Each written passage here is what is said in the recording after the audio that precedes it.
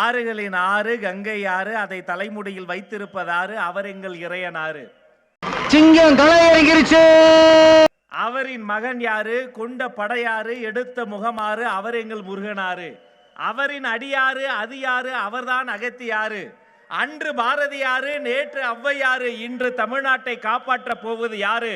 தமிழக வெற்றி கழகத்தை தவிர வேறு யாரு?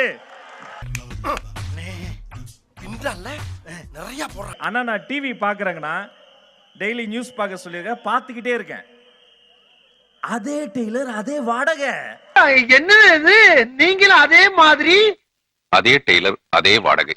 ரேப் போட்டு, சிவப்பு கம்பளத்தை விரிச்சு, பாட்டு போட்டு, மதிப்பிற்குரிய மாண்புமிகு முதல் முறை முதலமைச்சரான மு.க. ஸ்டாலின் நடத்தி கூட்டு வந்து, மாப்பிள்ள அவர்தான், ஆனா அவர் போட்டிருக்க சட்டைகள் இதுல மாப்பிள்ளை யாரு? மாப்பிள்ளை இவரா, ஆனா இவர் போட்டுக்கிற ட்ரெஸ் எந்த, அதனாலதான் டிப்பு டாப்பா இருக்காரு. இருந்து துண்டு எடுத்து வீசி, அந்த துண்டு எடுத்தவர் போட்டு கீழே இருந்து நம்ம தளபதிக்கு மலர் கொடுப்போம்ல, அப்படி ஒரு பையன் ஓடி போய் சொல்லிருக்கேன், ஏய் பூவை கொடு. அவன் கொடுத்துட்டான். அது அவருக்கு சொல்லல, வாங்கின பூவை என்ன பண்ண தெரியல, என்ன பண்றது அப்படி தூக்கி போட்டு போயிட்டாப்ல.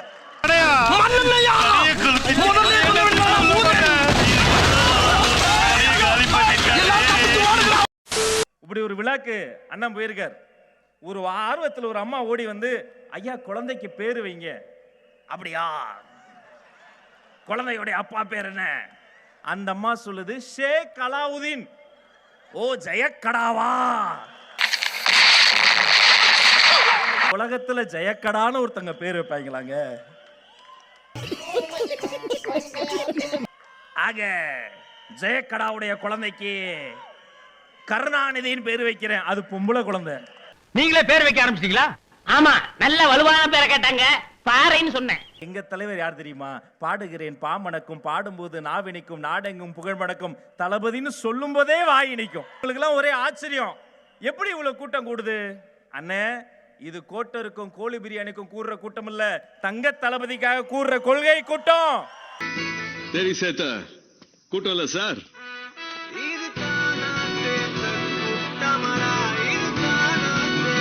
இப்ப வர வழியில அடிச்சு பிடிச்சு வரும்போது திரும்ப டிவியில பிரேக்கிங் நியூஸ்.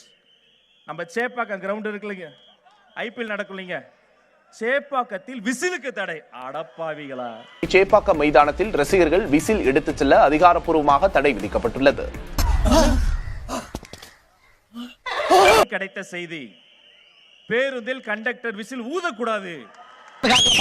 ஏய், யாரா விசில் அடிக்கிறது? டிராபிக் போலீஸ் கையில இருந்து விசிலை புடுங்கு, ஊதாத.